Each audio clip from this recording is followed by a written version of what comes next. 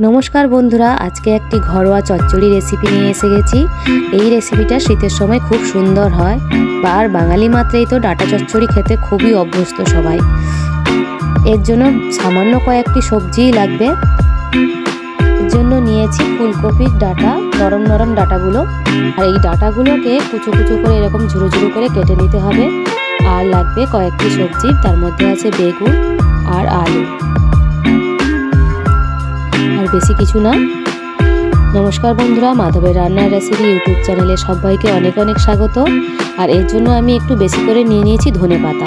আর ধনেপাতা শীতের সময় খুব ভালো পাওয়া যায়। এই ধনেপাতাগুলোকে আমি এখন বেছে নেব, বেছে ধুয়ে তারপর কুচো কুচো করব।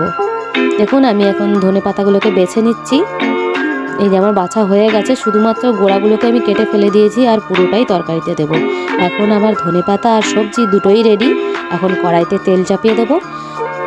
কড়াইতে তেল গরম হয়ে গেলে ওতে দিয়ে দেবো একটু পাঁচফোড়ন।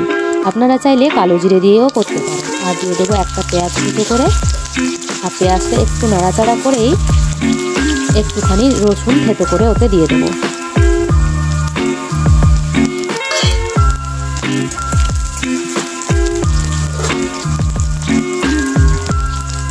আর রসুন, কাঁচা লঙ্কা, পেঁয়াজ সব যখন একটু ভাজা ভাজা হয়ে আসবে তখনই আমি সবজিগুলো দিয়ে দেবো।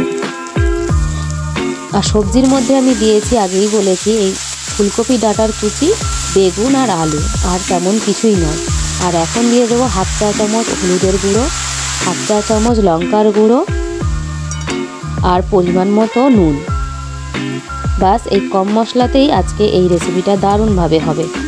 আপনারা না ট্রাই করলে বুঝতেই পারবেন না। বাস এটাকে এখন ঢাকা দিয়ে শুধু ভেজে নেওয়ার পালা। ভালো করে নাড়াচাড়া দিয়ে মিডিয়াম আঁচে ভাজতে থাকবো। আর সবজিগুলো মজে আসার জন্য অপেক্ষা করব। এটা কিন্তু মিডিয়াম আঁচেই করতে হবে। দেখুন সবজিগুলো এখন আমার সেদ্ধ হয়ে এসছে। ভিডিওটি যদি আপনার ভালো লাগে অবশ্যই সাবস্ক্রাইব করে পাশে থাকবেন। আর একটু ঢাকা দিয়ে দেবো আমি। দেখুন এখন পুরো রেডি হয়ে গেছে যেন ধনেপাতাটা দেওয়ার জন্য।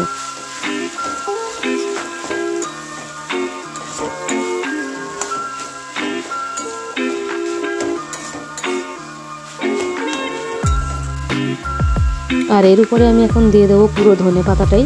বেশ খানিকটা আমি এর জন্য ধনেপাতা নিয়েছি। এখানে ধনেপাতাটা দিতেই হবে, না হলে স্বাদটা অতটা আসবে না। আর ধনেপাতা দিয়েই আমি খুব তাড়াতাড়ি ঢাকা দিয়ে দেবো। আর উল্টে পাল্টে ঢাকা দিয়েই ধনেপাতাটাকে রান্না করব। আর বেশিক্ষণ কড়াইতে রাখবো না, বেশিক্ষণ রাখলে ধনেপাতাটার গন্ধ কিন্তু নষ্ট হয়ে যাবে। এর জন্য উল্টে পাল্টে খুব তাড়াতাড়িভাবে ধনেপাতাটা যাতে তাড়াতাড়ি রান্না হয়ে যায় সেই জন্য অপেক্ষা করব। আর এরকম উল্টে পাল্টে রান্না হয়ে গেলেই গরম ভাতের সঙ্গে একটু কাঁচা লঙ্কা দিয়ে দলিয়ে দিয়ে ভাত এক থালা খাওয়া যাবে।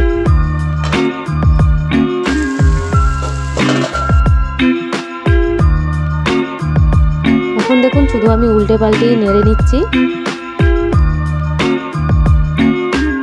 এটা একটা ঘরোয়া সবজি, যে কেউ বানাতে পারবে।